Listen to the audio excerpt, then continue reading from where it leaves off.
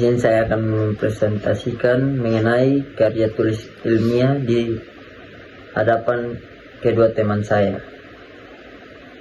Kita akan mulai dengan pengertian karya ilmiah.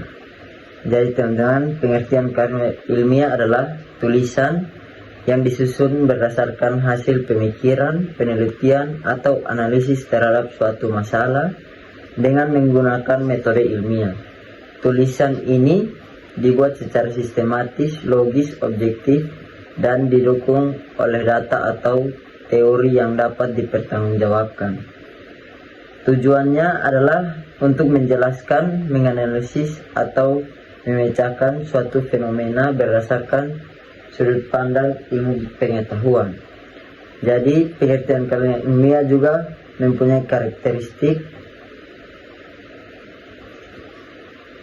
Karya ilmiah memiliki ciri-ciri khusus, yaitu 1. Bersumber dari fakta atau fenomena nyata, bukan opini semata. 2. Menggunakan metode ilmiah, mulai dari identifikasi masalah, pengumpulan data, analisis, hingga penarikan kesimpulan. Yang ketiga, objektif, sistematis, disajikan berurutan dan tidak memihak. Yang keempat, menggunakan bahasa baku, jelas, dan sesuai aturan kebahasaan ilmiah.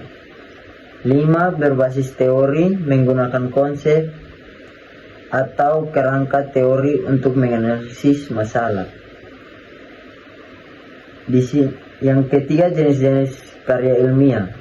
Beberapa jenis karya ilmiah yang umum yaitu makalah, membahas suatu masalah berdasarkan teori atau data lapangan.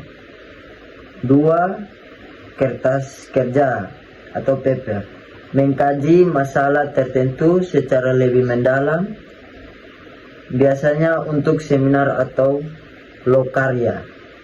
3. Skripsi, penelitian ilmiah tingkat sarjana S1, berisi identifikasi masalah, teori, metode, dan analisis.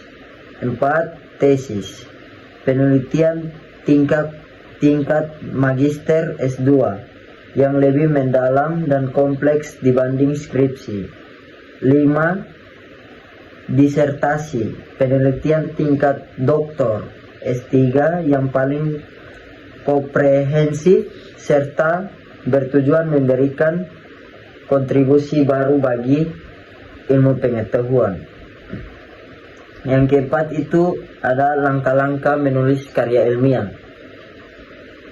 Tahapan penulisan karya ilmiah itu meliputi: yang pertama, menentukan dan merumuskan masalah, menentukan fenomena yang perlu dikaji, dan memfokuskan cakupan pembahasan. 2. Menulis latar belakang dan pertanyaan penelitian, menjelaskan mengapa masalah penting diteliti. 3. Menyusun kajian teori, memilih teori dan konsep yang relevan sebagai dasar analisis. 4. Itu menentukan metode penelitian, menentukan subjek atau objek, teknik pengumpulan data, serta cara analisis. 5. Analisis dan pembahasan, mengelola data, dan menghubungkannya dengan teori untuk menjawab rumusan masalah. 6. Menarik kesimpulan dan saran, merangkum hasil temuan sesuai tujuan penelitian.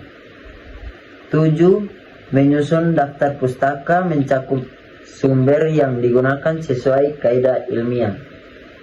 Yang terakhir itu menulis dengan bahasa ilmiah yang baik dan benar. Jadi ini saja presentasi dari saya. Terima kasih.